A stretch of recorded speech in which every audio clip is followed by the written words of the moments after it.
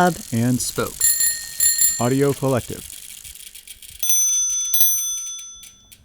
There's an Icelandic comedian called Ari Eljan. You may have seen his Netflix special. It's called Pardon My Icelandic. Because all the other Nordic languages are basically originally the same language from Old Norse, the Viking language, and Icelandic is actually the closest to the Old Norse. Not because we maintained it so well. No, we just didn't evolve as much for 600 years. An unevolved language. It's a thing that people say about Icelandic. And when I heard it for the first time, I knew I had to go to Iceland.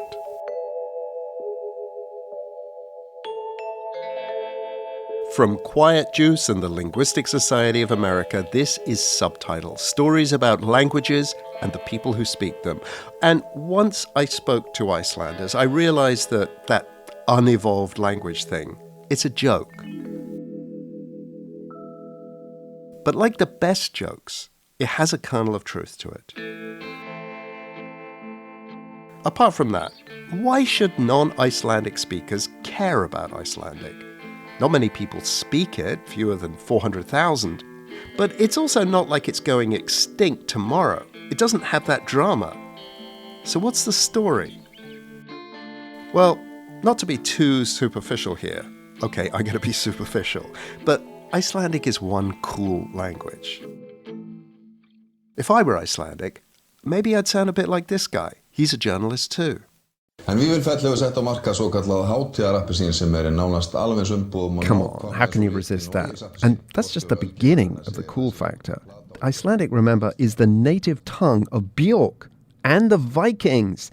And I don't know if you've ever seen Icelandic script. It's completely awesome. It's the Latin script with a bunch of additional letters, some that look Scandinavian, like an O with a couple of diacritical dots on it. There are some that have got accents, and then there are two mind-blowingly evocative-looking letters. One is called F. It looks like a D, but the vertical bit of the D has been bent down, so it's semicircular, and there's a diagonal line crossing it. It looks like a weapon from the Dark Ages. And the other one, it is from the Dark Ages. It's a runic letter called Thorn. It looks like a cross between a P and a B. Check it out, it's something else. And while we're on the Icelandic alphabet, I just want to let you know that there is no Z. Or Z, depending on where you come from. I tested this. I looked up the word for zoo. It begins with a D. That's all I'll say. So, in today's podcast, I want to try and convey, with the help of several people I met in Iceland, I want to convey what it is that's so special about Icelandic, how it's an old language in the modern world, how it's old because many of the people who speak it buy into the idea that it remains old, even as it adds new words for new technologies like, MRI or podcast. The Vikings, they had a lot of things, but they didn't have podcasts. If there's an area of public life where new words are required, be it health-related or automotive or household appliance, whatever it is, Icelanders have been coming up with words in Icelandic. New words derived from old words. They have committees for this, dozens of committees. I met two women who sit on a committee that you might not think of as cutting edge when it comes to new technologies, but there are a whole number of new words to come up with in this area. These women work with wool. It's warm and it keeps you alive and has kept us alive for centuries. For 1,100 years? Yes. It doesn't take long in any conversation with Icelanders for them to bring up the past. Not yesterday or last year, but way back, the historical past. And that's just how it is. You talk about wool, you talk about the past. And bear with me here. This has everything to do with Icelanders' view about their language. The first human settlers here, the Vikings, who came from what today is called Norway, those settlers, they needed thick woolen clothes. And Icelanders, they've needed wool ever since. Well, until quite recently. In the 1980s and 90s, all of a sudden, wool came under threat with the rise of man-made fleece. After that, the popularity of wool, it seemed to go into a tailspin until 2008, the economic meltdown, which was bad in the US, but was terrible in Iceland. Savings were wiped out. A lot of Icelanders, they went into a form of hibernation. Because of the financial collapse here in Iceland, everybody started to knit. Yeah, that's what she said, knit. And a lot of women started also to write books about knitting. And it was like a knitting boom. Yeah. It was. Okay, I've avoided introducing these women so far because, well, I'm going to mangle their names, but here goes. Hulda Hákonardóttir. She does marketing for Icelandic wool products. She spoke first. And the other person speaking second, was Guðrún Hannele Henttinen. She owns a knitwear store. There's a long tradition of knitting in Iceland, but it was only after the crash that young Icelanders turned to it. And they turned for ideas to a new place. You've got your needles and you've got your yarn. YouTube, of course, and in English, it being the lingua franca of instructional videos. And these videos, they're chock full of new designs, new techniques, and new words. English words. Well, there are some new books and knitting patterns in Icelandic. The authors of these books and patterns, they haven't been able to agree on a standardized lexicon. They're using different words for the same thing. And they're confusing people, I think. It's my opinion. And they're even just making up some words because they think that is the best word for it. But at the same time, we have a very good old word for the same thing. We have a very good old word for the same thing. That, in a nutshell, is how Icelanders view their language. When in doubt, go back in time. There's probably a perfectly good old word that's maybe fallen out of use. Combine it with another word, make sure it follows the Icelandic grammar rules, and then try to talk the public into using it. Here's an example from knitting. The word ribbing. That's how you knit the edges on sweaters. We had a lot of words for this and some confusing about what to call it. So we found an old word, stuðlar, and we decided maybe that would be good to use that again. That word derives from an old Icelandic term meaning braid. Iceland's Knitting Words Committee has been dreaming up new words for several months now. I thought it would be so difficult that it would take us weeks to find one good word. But when we started talking about it and we sat here... Like a brainstorm? Yeah, and a few good words emerged and we just had to choose one good one, the best one. So it was surprising to me how easy it was. A big part of the reason that it is so easy may be something to do with the relationship Icelanders have with the past. There's a close, tight relationship, and it's bound up in words. Þorfinnur segir að hún hét Helga og var dóttir hans. Hefur hún haft langan vanmátt. The Icelandic sagas, and why even today they sound contemporary. That's coming up.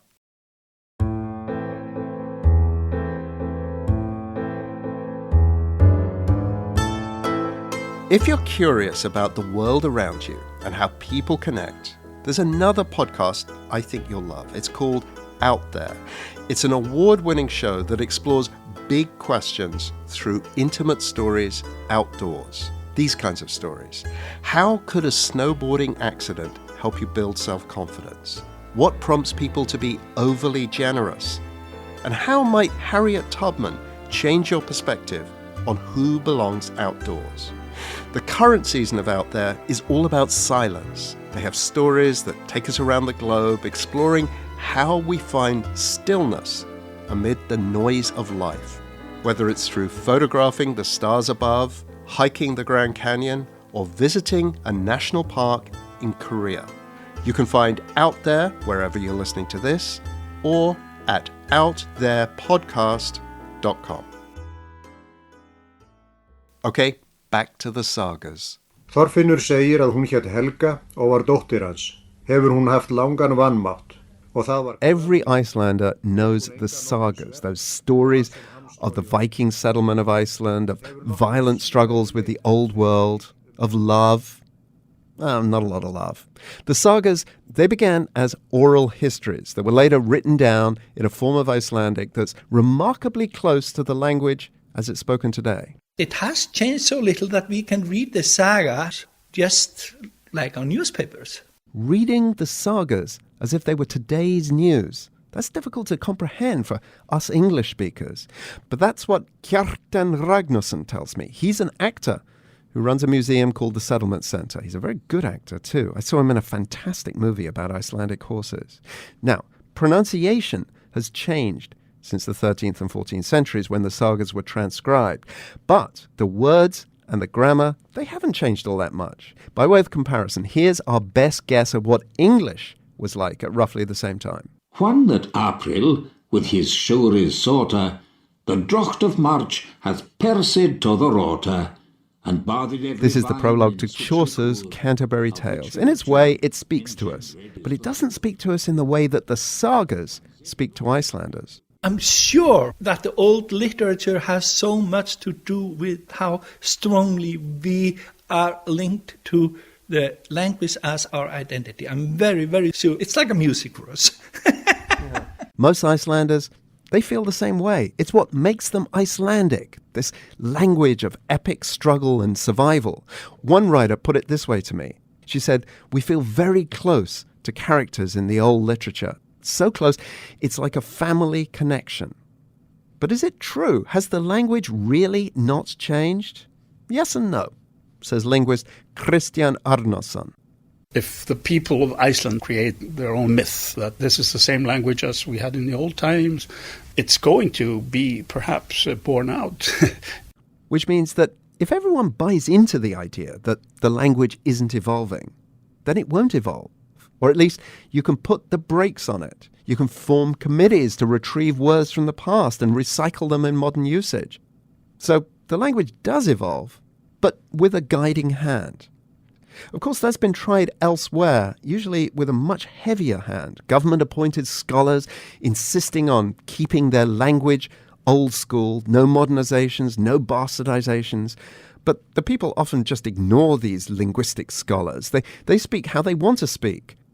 In Iceland, the scholars, they're more like practitioners, knitwear store owners and the like. They are the people. And practically everyone buys into it. The idea of a language which is a treasure, something that we have to preserve, has been very strong in Iceland. And with this comes purism, trying to keep the language pure. Okay, so the word pure can be creepy, no doubt about it. Flip the conversation from language to, say, ethnicity, and it becomes the rhetoric of racism. But most Icelanders believe that the purity of language should be valued, that the tongue they speak has a great advantage over the likes of English, which has adopted foreign words and maybe lost something along the way.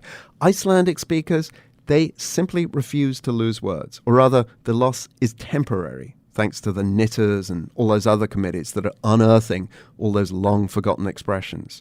I talked in most depth about this with Ari Páll Kristjánsson. He's the head of the language planning department at the Árni Magnússon Institute for Icelandic Studies, which is the government's sort of language planning agency. Here's Ari. The average person in Iceland, they often call or send us email because they have come across something or another, or people at a party, they start discussing something, then they very often start discussing language. It's a very popular topic of discussion, is different ways of speaking.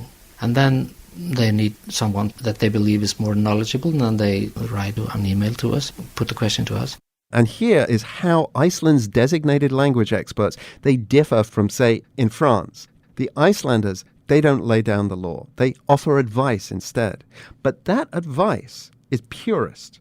When asked by members of the public unsure of how to express themselves, the government language experts' advice is that people should, quote, stick to tradition as much as possible. Sometimes people write in the daily newspaper, say, I've been thinking a lot about how to say this into Icelandic, and I'm not happy with having to use a foreign word for this, and how about, and then they launch a translation. And then you could expect next week someone else says, this is a terrible idea. Mine is much better, etc., etc. These discussions these days have moved over to the likes of Facebook, and the Institute, the Language Institute, it receives lots of emails with suggestions for new words. In fact, one came in the very afternoon I was at the Institute. It was a suggestion for the word wind tunnel. Ari, he quite liked the suggestion, but he did point out that Icelandic already has a word for wind tunnel. But that one is a direct translation of the English wind tunnel. The emailed suggestion was more playful than that, potentially more authentically Icelandic. I asked Ari if there was a word in Icelandic for, well, I had to, podcast. The answer? That's hlaðvarp.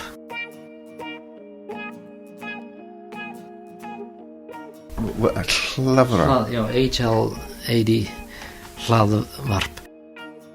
Varp is the same as in útvarp, which means radio, and sjónvarp, which means television. Varp comes from the verb to throw something, varpa, which means to throw. And útvarp means something that you throw out into the air. So hlað is the same word as in the noun hlaða, which means a barn on a farm. If you're a farmer, you have your barn where you keep your crop and you fill your barn with it for the winter. So hlaða is something that is filled with something. You stock something there for consumption or at a later point in time. So hlaðvarp is a space on a computer where you store media material and you can always fetch it and use it when you like. You don't need to have it streamed directly. And is it used, or do people use the word podcast? It would be a good example to do some research into, shall we call it a battle between the two, the foreign word podcast and the Icelandic hlaðvarp. I could do some research into this. Exactly at this point in time, I could tell you the results in about 5 years, because we're in an intermediate stage now. We have the Icelandic word and we have the English word. In about 5 years from now, I think we could tell if hlaðvarp has been the winner or if podcast is still alive, or it's a bit of a game or a competition in a way. Yeah, that's very interesting. Of course, by the time the outcome is determined, the word podcast, the whole idea of podcast may have disappeared and become like cassette tapes or something. I don't know. But that's what makes it so difficult for anybody who wants to work in the current setting with computer and technological terms, that you just don't know if they're going to be around. This is what makes the computer vocabulary special. We have a totally different setup in the field of the human body, for instance, if we talk about medical dictionaries. But most scientific fields are more constant than this. But sometimes we have up to 18 different suggestions for a new word. When the disease AIDS was discussed in the 1980s, all around the world people were trying to fight the disease, but in Iceland people were much more occupied in finding a word for it. And we had 18 different suggestions for words for AIDS. And now what's alive in the language is two. There are two different words for AIDS in Icelandic.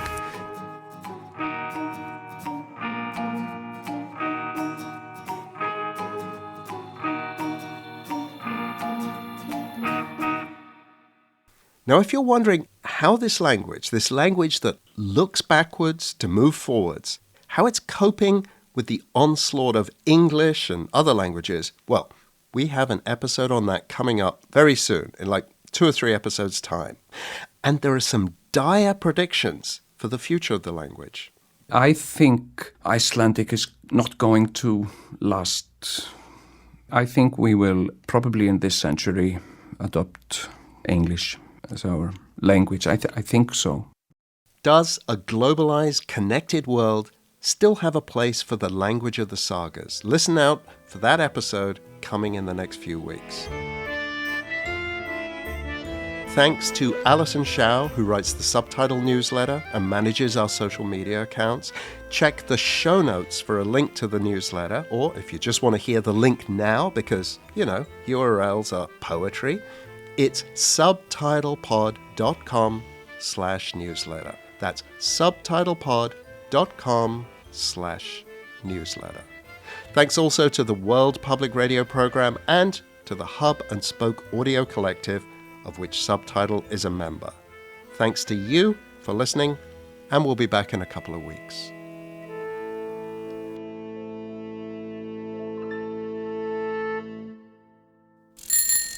and spoke. Audio Collective.